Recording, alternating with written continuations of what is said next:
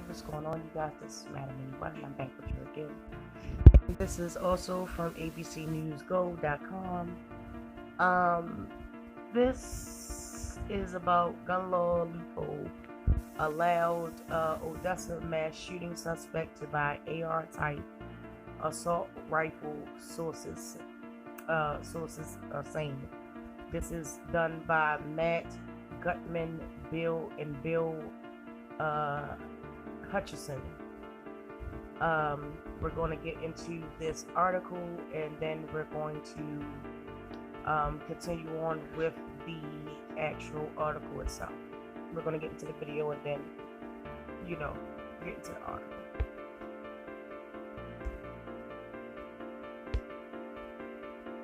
The major move now by Walmart, the nation's largest retailer, tonight announcing it will no longer sell ammunition for handguns and assault rifles, and it will ask customers now not to openly carry firearms into its stores. All of this comes 1 month to the day after a gunman killed 22 people at a Walmart in El Paso. ABC's chief national correspondent Matt Gutman from Texas tonight. Tonight, following a month of mass shootings, the stunning announcement from Walmart's CEO to employees to, quote, make the country safer by ending sales of all handgun ammunition and ammunition used in assault-style rifles. The retail Goliath sells 1 in every 5 bullets in the U.S., the NRA tonight calling the move shameful, but others applauding it. I think they've been looking at additional solutions, and I think the steps they're taking really show the need for corporate America to step up and make a difference. Walmart, which stopped selling military-style weapons in 2015, saying it will cease all handgun sales in Alaska, last place in America it sold them. The chain says it will still carry hunting rifles and shotguns, but the retailer is also asking people in open carry states not to openly carry guns into stores following the mass shootings in El Paso, Dayton, and just this weekend in Odessa, Texas. The gunman in that rampage, who murdered 7 and wounded 25, was federally prohibited from possessing a weapon due to mental illness. But ABC News has learned he evaded that ban by purchasing his AR-style rifle in a private sale. All right, so let's get to Matt Gutman with us live again tonight. He's in Odessa, Texas, and Matt, you reported there the gunman failed a background check before, but he did get through this through a private sale, as you just mentioned, and there's no background check required in that private sale. That's right, David. Background checks are not mandatory in private sales, nor are sellers required to ask of buyers anything about their mental health or criminal history. Now, a bill in the House that would have closed that loophole with background checks passed the House, but it has been sitting on Senate Majority Leader Mitch McConnell's desk since February. David. All right, back up then live in Texas, Matt. Thank you. Okay, and that is the end of the article. The suspect who allegedly gunned down several people and injured more than 20 in a Labor Day weekend massacre in western Texas appeared to have exploited a loophole in the federal gun regulations to obtain an AR-type assault rifle he used in his rampage, multiple law enforcement sources told ABC News on Tuesday. Suspected mass shooter Seth Aaron Atter, age 36, who was killed by police, thank goodness. They should have killed the terrorists, because that's what they are. Every time it happens, they're domestic terrorists, and they should be shot on sight and killed. Empty a whole clip in them if you must, but they need to be stopped. Excuse me for interjecting my personal opinion. Was able to get his hands on a weapon through a private sale despite being considered a prohibited person, barred by the law from possessing a firearm because he has been diagnosed with a clinician as a mentally ill. Federal and local law enforcement sources say. Under the federal law, a gun seller may not sell a weapon if he or she knows the buyer has been flagged by law enforcement, but is obligated to conduct a background check or even ask the purchaser status to own a weapon. John Wester, a special agent for the Federal Bureau of Alcohol, Tobacco, and Firearms and Explosives, confirmed that Atter had previously failed a firearms background check. The background check was run through the National Instant Criminal Background Check System. The NIC system did not work. He applied to get a gun. He was denied a gun, Wester said at a news conference on Monday, but declined to say why Atter was rejected. Sources later told ABC News that Atter was rejected because he was mentally ill. Atter was terminated from his job at the Journey Oilfield Service in Odessa on Saturday morning, just hours before he allegedly went on a killing spree and minutes before he contacted law enforcement to complain about his employer. Odessa Police Chief Michael Grick said at the news conference. Right after the firing, he called Odessa Police Department 911. So did his employer, Greg said. And basically they were complaining on each other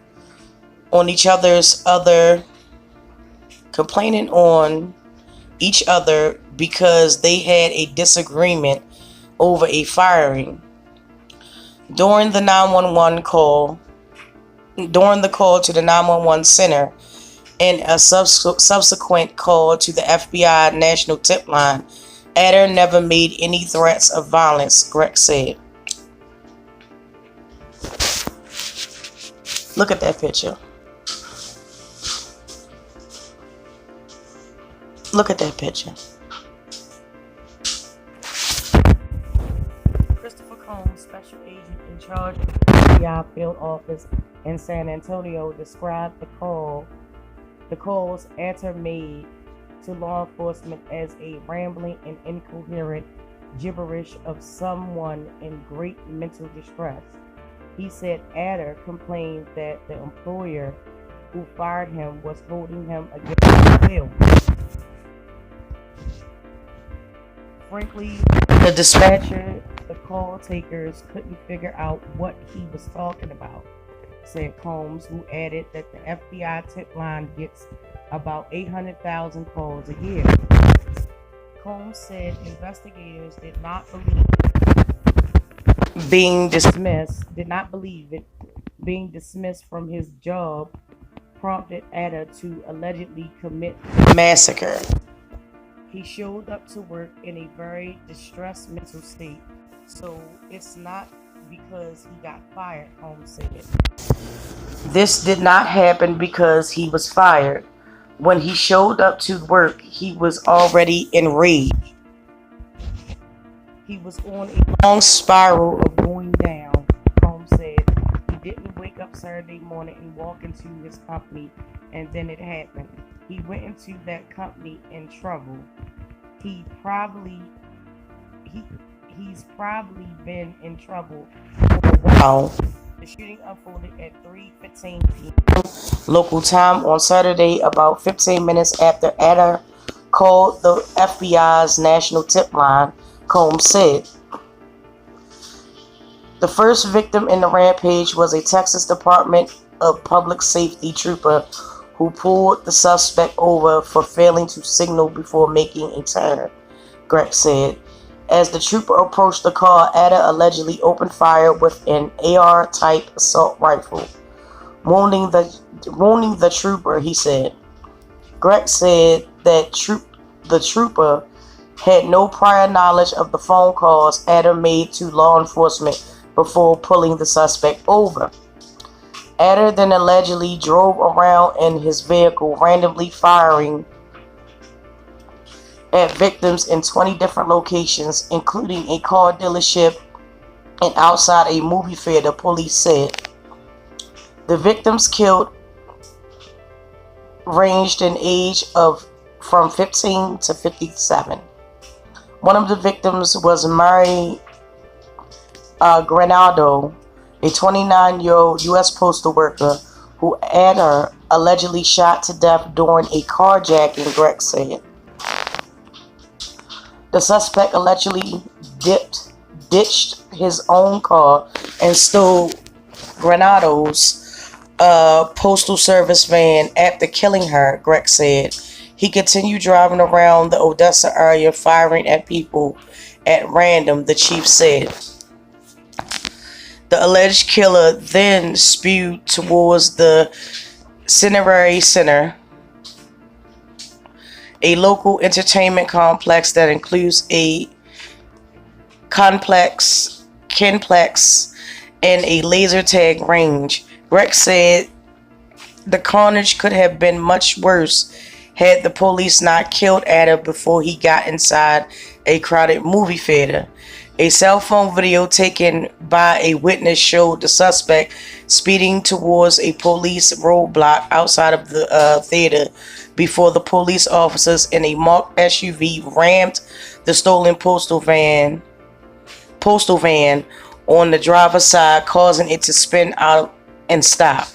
Within seconds, police opened fire on the van, killing the driver inside, Greg said. They should have. Should have. When they go and get these people that's committing these mass shootings, they don't need to ask no questions. They need to shoot them on sight. Greg said the motive for the shooting may never be known because Ada is no longer alive to answer any questions, and he shouldn't be. And again, that's my personal opinion about it. These people. Let me go back up to his picture so y'all can grasp what I'm saying to y'all. He should have been shot on sight. The boy that shot up the church, shot the people in the church, he should have been shot on sight. The one that shot up the movie theater, he should have been shot on sight. And every other one that has done this should have been shot on sight.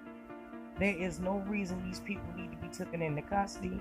There is no reason for these people to have their day in court and their due process, because they did not allow the victims that they killed or injured the same due process.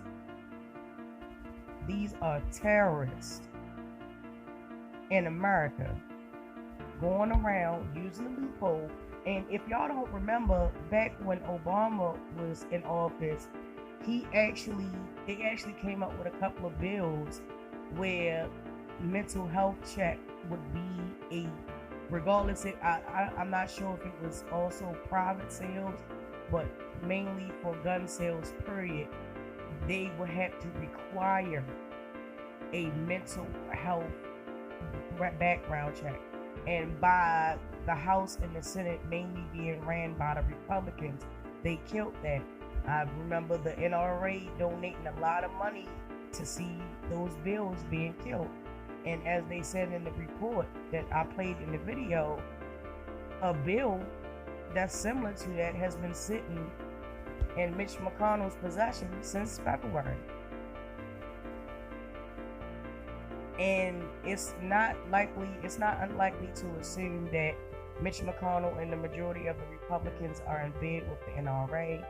The NRA, if you go back and check it, you can't sue Smith & Wesson or any other gun manufacturer because guns kill people. They do what they're made for, to kill people. You can put it under the guise of hunting or whatever you want to do, whatever your favorite pastime is, but guns are made to kill people. The Glock was made to kill people better. Okay? That's what the Glock was made for. That's why police have them. So you can't sit there and tell me they can't be held liable for that. Especially when it's a wrongful death. Especially when it's people that's getting killed out here every day for standing in the backyard, pulling out their cell phone, being pulled over at a traffic stop, and all of this. And just because Texas is an open carry state means nothing. They should still apply.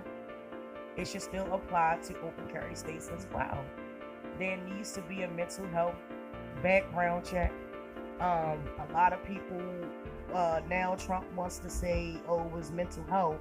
But when Obama was saying it was mental health, and that should be a deciding factor, and that needs to be very important, it fell on deaf ears. So, is it tragic? Yes, it's always tragic to see people killed in mass shootings or whatever the case is, but you have to understand it's a method to the madness. It's order out of chaos. Trust and believe, guns have been around for a long time. And it's not the guns that kill people, it's the people that kill people. If that makes any sense to anybody. Yes, the guns are made for more killing enhancement. The guns are made for efficiency and accuracy, or whatever the case is. Our military uses them, law enforcement uses them, state troopers uses them, private citizens use them as well. But the fact still remains, they are made to end the life of a person or an animal or whatever the case may be. And when are we gonna check mental health? When are we gonna connect the dots that some of these people that actually committed some of these mass shootings were people that were in the military, people that really did have mental issues, people that had a long history of mental issues that was not addressed. The mental health facilities, they can only do so much. Some of them falter by the waistline. A lot of mental health facilities are basically profit. They really don't care about the people. That's why you don't have asylums no more. That's why most asylums were closed down and abandoned outright, because of the treatment of the people and things of that nature back in the day. So, it's a lot of things that you have to look at, but most definitely they need to take the shoot on sight thing a little bit more when dealing with these type of things. They don't deserve to be able to answer why. They don't. That's just my opinion, and that's my opinion only. The NRA is shit. They don't care about anything. They care about profit. That's it. That's all.